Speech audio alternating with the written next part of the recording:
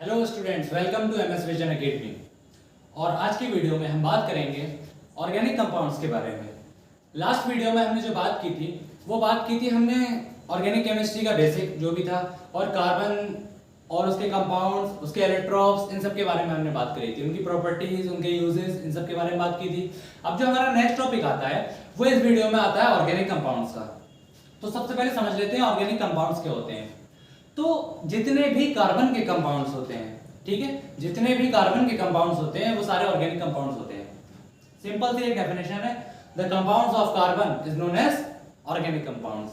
ठीक है, एग्जांपल देख लेते हैं, जैसे कि इसके एग्जांपल ऑर्गेनिक कंपाउंड्स के लिख लेंगे। द कंपाउंड्स ऑफ कार्बन वगैरह जो भी होगा इसकी definition, the compounds of carbon is known as organic compound. For example इसके CH4 मीथेन, ठीक है, C2H5 ethane, C2H5OH ethanol, CH3COOH ethanoic acid, जिसे हम एसिटिक एसिड भी कहते हैं, कॉमन नेम जिसका है। ठीक है, तो ये एग्जांपल हो गए ऑर्गेनिक कंपाउंड्स के। कार्बन से मिलके बने हैं सारे, इसमें भी कार्बन है, इसमें भी दो कार्बन है, इसमें दो कार्बन है, इसमें भी दो कार्बन है, तो कार्बन से मिलके बने हैं ना, तो ऑर्गेनिक कंपाउंड्स हो गए। ठीक है, अब एक क्वेश्चन और आता है, एक इसमें पॉइंट आता है कि मतलब जैसे कि ऑक्साइड्स होती हैं कुछ कार्बन की ऑक्साइड क्या होती है, एक होती है कार्बन डाइऑक्साइड CO2, एक होता है कार्बन मोनोऑक्साइड CO, ये सारा, और हमारे कार्बाइड्स होते हैं, ठीक है, कार्बाइड्स वगैरह और जो ग्रुप होते हैं, ये ऑक्साइड CO2 CO कार्बाइड, ये जो है ये ऑर्गेनिक कंपाउंड्स में नहीं आएंगे। अब ये भी बात हो सकती है, कोई पूछेगा अरे ऐसे कैसे, अभी आपने बताया कि जो कार्बन के कंपाउंड होते हैं वो ऑर्गेनिक कंपाउंड होते हैं, इनमें भी तो कार्बन है, तो ये क्यों नहीं है ऑर्गेनिक कंपाउंड। ठीक है, तो ये इस वजह से नहीं होते हैं, दिस इज बिकॉज़ कि ये इसकी प्रॉपर्टी फॉलो नहीं करते हैं, ऑर्गेनिक कंपाउंड्स की प्रॉपर्टी फॉलो नहीं करते हैं। ये जो है CO2 CO वगैरह और जो कार्बाइड्स होते हैं वो ऑर्गेनिक कंपाउंड्स की प्रॉपर्टी फॉलो नहीं करते हैं, इस वजह से ये नहीं होते हैं। ठीक है, बाकी ये सारे होते हैं CH4 C2H5, ये जितने हैं ये सारे ऑर्गेनिक कंपाउंड्स होते हैं। ठीक है, नेक्स्ट हम बात करते हैं,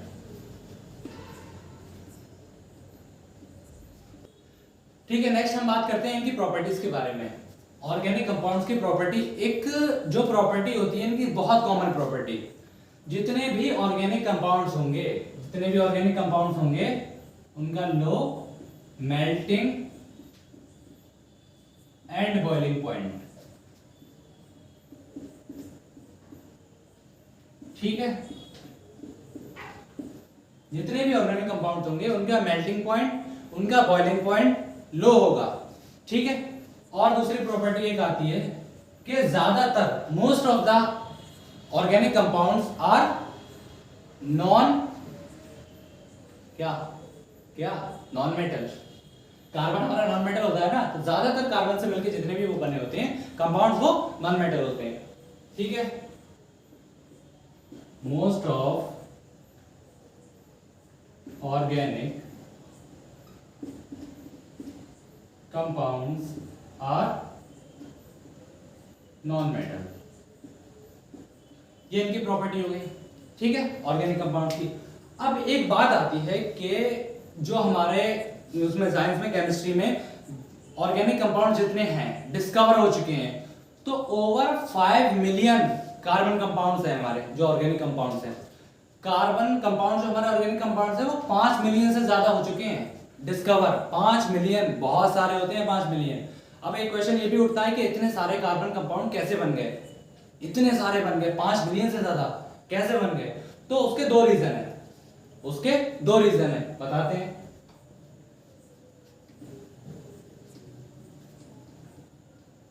सबसे पहला रीजन, जो कार्बन के इतने कंपाउंड कैसे बन गए, प्रॉपर्टी ऑफ कैटिनेशन। जो कार्बन की प्रॉपर्टी होती है कैटिनेशन मतलब सेल्फ लिंकिंग, अपने आप से जुड़ना। एक कार्बन जो है दूसरे से जुड़ेगा, दूसरा तीसरे से जुड़ेगा, तीसरा चौथे से जुड़ेगा, इस तरीके से जो सेल्फ लिंकिंग है वो कार्बन अपने आप में बना लेते हैं, लंबी लंबी चेन बना लेते हैं। तो सेल्फ लिंकिंग की वजह से उनके बहुत सारे कंपाउंड बन जाते हैं। ठीक है, पहला रीजन ये है। अब सेल्फ लिंकिंग के द्वारा ये 3 तरीके के स्ट्रक्चर बनाते हैं। तीन तरीके के, जैसे सेल्फ लिंकिंग, कार्बन कार्बन से जुड़ा, ये कार्बन से जुड़ा, ये कार्बन से जुड़ा, ये तीन तरीके से स्ट्रक्चर बनाते हैं, वो हम पढ़ते हैं। पहला स्ट्रक्चर हमारा जो है,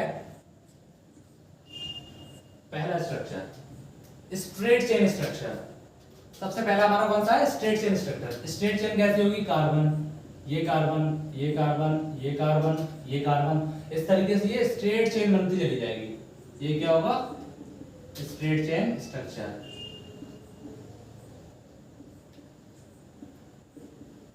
स्ट्रेट चेन स्ट्रक्चर। दूसरी बात आती है, हाँ इसमें एक बात और देख लो कि जो carbon carbon carbon carbon carbon मिले, ठीक है, सारे मिले, कार्बन की वैलेंसी कितनी होती है? 4। मतलब वो कितने बॉन्ड बना सकता है? 4 बॉन्ड। और कौन से बॉन्ड बनाता है? मैंने बताया था पिछली वीडियो में, कोवेलेंट बॉन्ड्स, ठीक है, 4 बॉन्ड बना सकता है ये। तो एक बॉन्ड इसने इसके साथ बना लिया, बाकी के 3 बचे, 1 2 3, इसके कितने?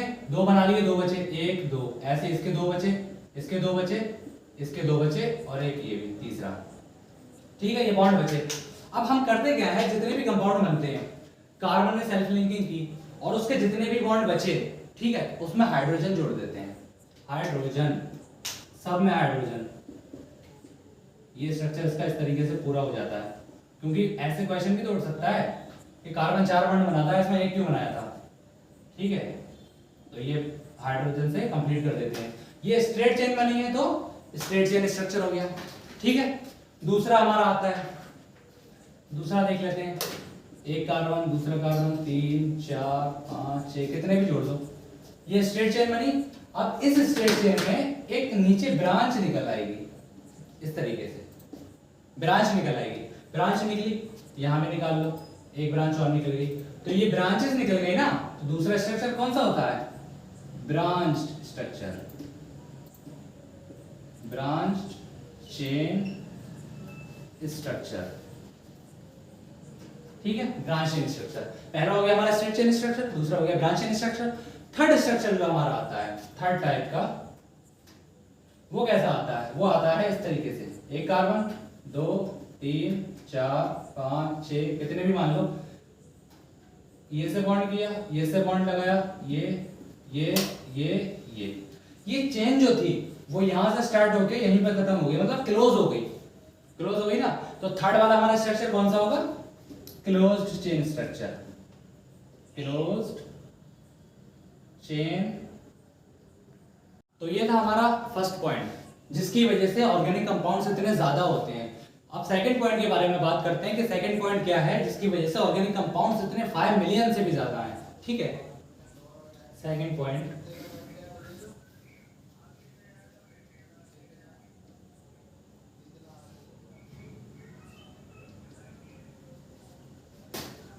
सेकंड पॉइंट जो होता है, हम सब जानते हैं कार्बन के अंदर कैटिनेशन प्रॉपर्टी होती है, ठीक है।